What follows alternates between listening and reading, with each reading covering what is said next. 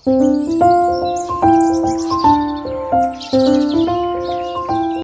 दादी। अरे रोहन, कैसे हो बेटा? मैं ठीक हूँ दादी। दादी, आज से नवरात्र शुरू हो रही हैं। घर पर माँ ने खीर बनाई थी, आपके लिए भी भेजी है। अरे वाह रोहन, खीर तो मेरा सबसे पसंदीदा व्यंजन है। अपनी माँ को मेरी तरफ से धन्यवाद कहना। दादी, हम सब भी आपके लिए खीर लाए हैं। सच में बच्चों, आज का दिन तो बहुत ही शुभ है मेरे लिए। दादी, कोई कहानी सुनाओ ना खीर के बारे में। ठीक है बच्चों, खीर तो नहीं, पर एक दूध वाले की कहानी सुनाती हूँ, जिसे अपने दूध की बनी खीर की वजह से जीवन की एक बहुत बड़ी सीख मिलती है। रामपुर गांव में नारायण नाम का एक गरीब दूध वाला रहता था। उसके पास 2 गाय थी और वो उनका दूध बेचकर जैसे तैसे अपना गुजारा चलाता था। उसकी पत्नी मीरा बहुत ही धार्मिक थी और वो आसपास के गांव में भजन कीर्तन करने जाती थी। उनका एक बेटा था बंकू, जो बड़ा ही शरारती था। उनका परिवार भले ही गरीब था, लेकिन खुशहाल था और हमेशा नेक नियत पर चलता था। एक दिन सुबह जब नारायण दूध निकालकर घर आया, सुनिए जी, बंकू अब 6ठी क्लास में हो गया है। उसके साथ के ज्यादातर बच्चे अब गांव के सरकारी स्कूल में नहीं, शहर के अंग्रेजी स्कूल में पढ़ते हैं। हमें भी अपने बच्चे का दाखिला वहीं कराना चाहिए। हाँ भाग्यवान, मैं भी यही सोच रहा था, पर इसके लिए पैसे का इंतजाम कैसे होगा, ये सोचकर थोड़ा हिचक रहा था। पैसे का इंतजाम हो गया है। मैंने कुछ महीनों में थोड़े थोड़े बचा कर कुछ पैसे जमा किए हैं। बंकू के एडमिशन के लिए काफी हैं। अरे वाह भाग्यवान, तुमने तो मेरी सारी चिंता दूर कर दी। चलो, हम आज ही शहर के अंग्रेजी स्कूल चलते हैं। नारायण और मीरा शहर के प्राइवेट स्कूल में जाते हैं। जब नारायण और मीरा एडमिशन के लिए फॉर्म भरने लगते हैं, तब एडमिशन फीस देखकर वो चौंक जाते हैं। हे भगवान, मुझे तो लगा था कि मेरे पास जितने पैसे हैं उतने में बंकू का एडमिशन हो जाएगा, पर एडमिशन फीस तो लगभग 2 गुना ज्यादा है। हाँ भाग्यवान, मैंने भी ये नहीं सोचा था। आजकल बच्चों को प्राइवेट स्कूल में पढ़ाना महंगा है, ये सुना था, पर इतना महंगा होगा ये नहीं सोचा था। अब हम क्या करेंगे जी? अभी तो यहां से चलते हैं, घर जाकर सोचेंगे कि क्या करना है। नारायण और मीरा वहां से जाने लगते हैं। तभी रास्ते में उन्हें शंकर दूध वाला और उसकी पत्नी मिलती है। वो भी वहां अपने बच्चे के एडमिशन के लिए आए थे। नारायण भाई, कैसे हो आप? हो गया बच्चे का एडमिशन? नहीं शंकर भाई, यहाँ एडमिशन फीस बहुत ज्यादा है। सोच रहे हैं कि बच्चे को 1 साल और सरकारी स्कूल में पढ़ा लेंगे। अरे नारायण भाई, अगर पैसे कम पड़ रहे हैं तो मुझे बताओ, मुझे खुशी होगी अगर मैं आपकी कुछ मदद कर पाया तो। ना शंकर भाई, जितनी हमारी आमदनी है उससे कहीं ज्यादा फीस है यहाँ, और मैं कर्ज के बोझ तले नहीं दबना चाहता। देखिए नारायण भाई, पैसे की वजह से बच्चे की पढ़ाई के साथ समझौता नहीं होना चाहिए। मुझसे नहीं लेना तो रहने दीजिए, लेकिन इस स्कूल में एक व्यवस्था है कि अगर आपके पास पैसे कम हैं फिर भी एडमिशन हो जाएगा। बकाया पैसे लौटाने के लिए स्कूल प्रबंधन आपको 2 महीने का समय देगा। शंकर की बात सुनकर नारायण और मीरा सोचने लगते हैं कि क्या किया जाए। ये बहुत सही उपाय है नारायण भाई। पिछले साल हमने भी ऐसे ही अपने बच्चे का एडमिशन कराया था। इतना कहकर शंकर और उसकी पत्नी वहां से चले जाते हैं। नारायण और मीरा भी अपने घर आ जाते हैं। आप क्या सोच रहे हैं जी? सोच रहा हूं कि हमें क्या करना चाहिए। कुछ समझ नहीं आ रहा। तुम बताओ, तुम्हारे हिसाब से हमें क्या करना चाहिए भाग्यवान? मुझे तो लगता है कि शंकर भाई का उपाय सही है। बंकू का एडमिशन करा देते हैं और पैसे 2 महीने बाद लौटा देंगे।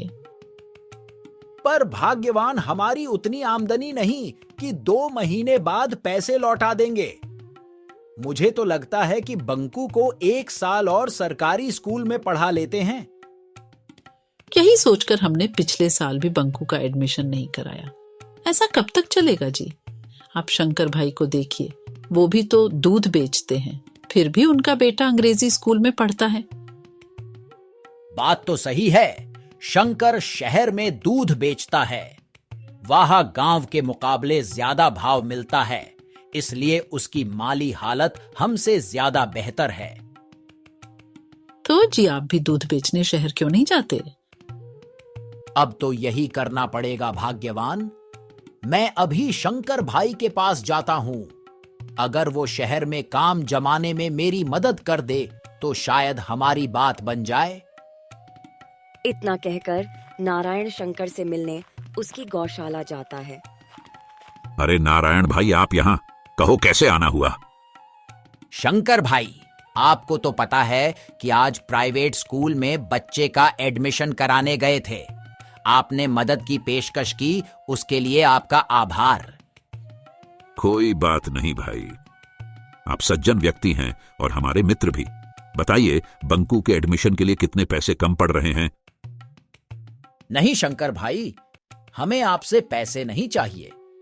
पैसे तो हम स्कूल प्रबंधन को 2 महीने बाद लौटा देंगे। आपके पास आए हैं ये गुहार लेकर कि यदि आप शहर में काम जमाने में हमारी मदद कर दे तो बड़ी मेहरबानी होगी।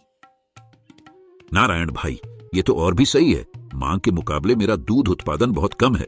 अगर आप साथ आ जाओगे तो दोनों का फायदा है। शंकर की बात सुनकर नारायण खुशी खुशी घर वापस आ जाता है। हमारा काम बन गया भाग्यवान। कल से मैं दूध बेचने शहर जाऊंगा।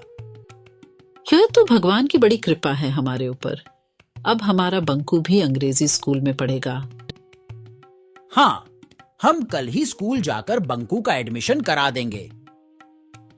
नारायण और मीरा स्कूल प्रबंधन से 2 महीने की मोहलत लेकर अपने बेटे बंकू का एडमिशन करा देते हैं। अगले दिन नारायण और शंकर दूध बेचने शहर जाते हैं। शंकर अपने कुछ ग्राहकों को नारायण से मिलवाता है। बहन जी, अब शुद्ध ताजा दूध की किल्लत नहीं रहेगी। ये मेरा मित्र नारायण है, इससे आपको गाय का शुद्ध दूध मिलेगा। आज से हम दोनों साथ मिलकर इस मोहल्ले में दूध बेचेंगे। आपका कोई जानकर हो जिसे शुद्ध दूध की आवश्यकता हो तो कृपया उन्हें नारायण से दूध लेने को कहें। शंकर भैया, आपको तो पता है शहर में दूध की कितनी किल्लत है। अच्छा हुआ आप इन्हें यहाँ ले आए। मेरी बहुत सहेलियाँ हैं, सबको आज ही बोल दूंगी। पर इनका दूध तो बढ़िया है ना? ये दूध में पानी तो नहीं मिलाते ना? अरे नहीं बहन जी, आप आंख बंद करके इन पर भरोसा कर सकते हैं। मेरी गारंटी है, नारायण भाई बहुत ही नेक इंसान है, दूध में पानी नहीं मिलाएंगे। हाँ बहन जी, आपको शुद्ध दूध ही मिलेगा। कभी शिकायत हो बेझिझक कह देना। शंकर के कहने पर उस मोहल्ले के कई घर नारायण से दूध लेने लगते हैं। नारायण को गांव के मुकाबले 1.5 गुना अधिक भाव मिलता है। भाग्यवान, शंकर भाई ने जीवन की सारी कठिनाइयां दूर कर दी। मेहनत तो अधिक है, पर अपने बच्चे के भविष्य के लिए ये करना जरूरी है। बस 2 महीने की ही बात है जी। बच्चे के एडमिशन के लिए पैसे का इंतजाम हो जाए, उसके बाद शहर जाना बंद कर देना। नहीं भाग्यवान, ये अच्छा मौका मिला है। शहर में गांव के मुकाबले 1.5 गुना अधिक भाव मिला है। अब मेरा पूरा ध्यान व्यापार बढ़ाने पर रहेगा। पैसों के चक्कर में अंधे मत हो जाना जी। कहीं ऐसा ना हो कि घर परिवार भूलकर सिर्फ पैसे कमाना ही जीवन का मकसद ना हो जाए। भाग्यवान नहीं, आखिर ये कर भी तो अपने परिवार के लिए ही रहा हूं, और तुम्हें भी इस तरक्की में मेरा साथ देना चाहिए। मैं तो आपके साथ ही हूं जी, बस ये नहीं चाहती कि धन के चक्कर में आपके जीवन से सुकून ही खत्म हो जाए। ऐसा नहीं होगा भाग्यवान, तुम निश्चिंत रहो। शहर में दूध का अधिक भाव मिलने से नारायण की खुशी का कोई ठिकाना नहीं था। उसका सारा ध्यान अब व्यापार बढ़ाने पर था। वो सुबह सुबह ही घर घर जाकर अपना दूध बेचने निकल पड़ता और दिन में अपनी गाय की देखभाल करता ताकि वो स्वस्थ रहे और अधिक दूध दे। कुछ ही दिनों में उसके दूध की मांग बढ़ने लगी। नारायण भाई, कल से मुझे 1 नहीं 2 किलो दूध देना। मेरा एक बेटा खिलाड़ी है, उसके लिए अलग से 1 किलो दूध चाहिए। पर बहन जी, मेरे यहाँ तो दूध बचता ही नहीं है। लगभग सारा दूध मैं यहाँ बेच देता हूँ। जो कुछ बचता है वो घर में खप जाता है। आपसे आग्रह है नारायण भाई, कृपया करके कुछ इंतजाम करिए। नारायण सोचने लगता है। उसे इनकार करना सही नहीं लग रहा था, पर उसके पास और कोई उपाय नहीं था। सोच कर बताऊंगा बहन जी। नारायण वहां से चल पड़ता है। सारे रास्ते वो सोचता रहा कि 1 किलो अधिक दूध का इंतजाम कैसे किया जाए।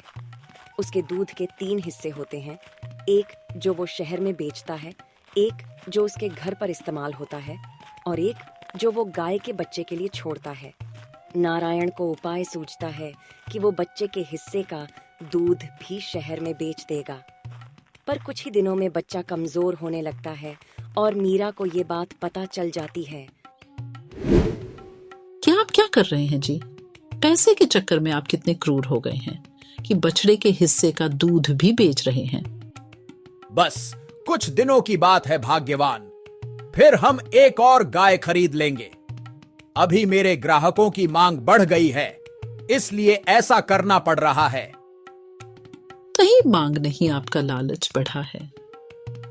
ये बात नहीं है भाग्यवान। यही बात है। अगर ऐसा नहीं होता तो आप मना भी कर सकते थे। मैंने मना किया था, पर बहन जी मानी ही नहीं। बहन जी नहीं मानी इसलिए आप मान गए और ये कुकर्म कर रहे हो। देखिए जी, कह देती हूँ, अब से आपको बछड़े के लिए दूध छोड़ना ही पड़ेगा। ठीक है, तुम्हारी बात मान लेता हूँ। मेरे पास एक दूसरा उपाय भी है। क्यों ना मैं दूध में थोड़ा पानी मिला दूं? बस कुछ दिनों की बात है, किसी को क्या ही पता लगेगा। ये तो और बड़ा पाप है। अपने लालच के चक्कर में आप अंधे हो गए हो। इसी बात की चिंता थी मुझे। पैसे के चक्कर में जीवन से शांति तो गई ही, अब आप अपने कर्म भी खराब कर रहे हैं। नारायण और मीरा की बहुत बहस हुई। अंत में नारायण मान जाता है कि वो गाय के बच्चे के लिए भी पर्याप्त दूध छोड़ेगा और दूध में पानी भी नहीं मिलाएगा। अगले दिन जब नारायण शहर में दूध बेचने जा रहा था, तब वो पूरे रास्ते सोचता रहा कि कैसे मीरा ने उसे दूध में पानी मिलाने से मना कर दिया। कुछ ही दिनों की तो बात थी, अगर मान जाती तो क्या बिगड़ जाता। उसके उसूल मेरी तरक्की की राह में रोड़ा बने हुए हैं। नारायण मन ही मन बहुत दुखी था। तभी उसकी नजर एक नल पर पड़ी। अगर यहां से पानी मिला लूंगा तो किसी को क्या पता चलेगा, घर पर भी क्लेश नहीं होगा। नारायण नल का पानी दूध में मिला देता है। वो हर रोज इसी नल से पानी मिलाकर दूध बेचने लगता है। धीरे धीरे नारायण अपना काम और बढ़ा लेता है। उसने बंकू की बकाया एडमिशन फीस भी भर दी, एक और भी गाय खरीद ली, पर उसने दूध में पानी मिलाना बंद नहीं किया। अधिक मुनाफे के लालच में वो नल का पानी दूध में मिलाता रहा। एक दिन नारायण जब दूध देने शहर गया। नारायण भाई, कल से नवरात्रि शुरू हो रही है। इस शुभ अवसर पर मैं अपने घर में कीर्तन करूंगी और प्रसाद में खीर बनाऊंगी। आपसे निवेदन है कि कल मेरे यहाँ 10 किलो दूध ले आना। 10 किलो दूध कैसा होगा बहन जी? मेरे बाकी ग्राहक भी तो हैं। एक ही दिन की तो बात है नारायण भाई, कुछ बहाना बना के टाल देना। नारायण थोड़ी देर के लिए कुछ सोचने लगता है। चलो ठीक है, आपने ही शहर में धंधा जमाने में मेरी मदद की है और ऊपर से आप इतना नेक काम कर रहे हैं, तो आपको कैसे मना कर सकते हैं। ठीक है, आप कल जल्दी आ जाना और कीर्तन के लिए रुकना और कुछ प्रसाद घर भी लेके जाना। ठीक है बहन जी, जैसा आप कहें। अगले दिन जब नारायण दूध बेचने शहर जाता है, जैसे ही वो नल से दूध में पानी मिलाने लगता है तो उसे पता चला कि नल का पानी खत्म हो चुका है। नारायण परेशान हो जाता है। हे भगवान, ये भी आज ही होना था। अब मैं क्या करूं?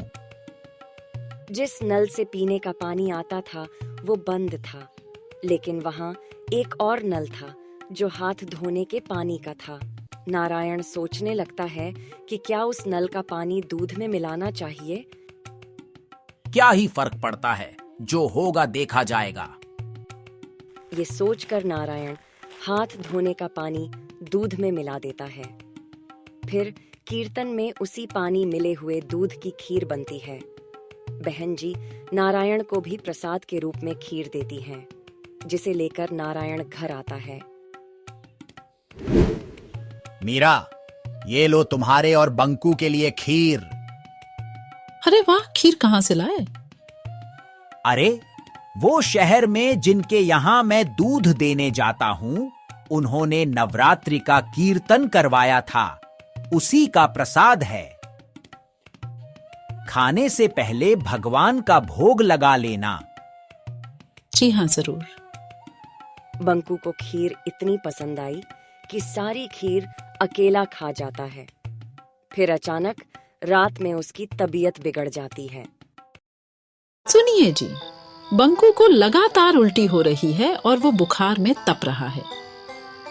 हे भगवान, ये क्या हुआ मेरे बच्चे को? चलो इसे लेकर अस्पताल चलते हैं। नारायण और मीरा बंकू को लेके अस्पताल पहुंचते हैं। प्राथमिक उपचार के बाद डॉक्टर नारायण के पास आते हैं। डॉक्टर साहब, मेरा बेटा ठीक तो है ना? देखिए, चिंता करने की कोई बात नहीं है। बच्चे को दूध की उल्टी हो रही है।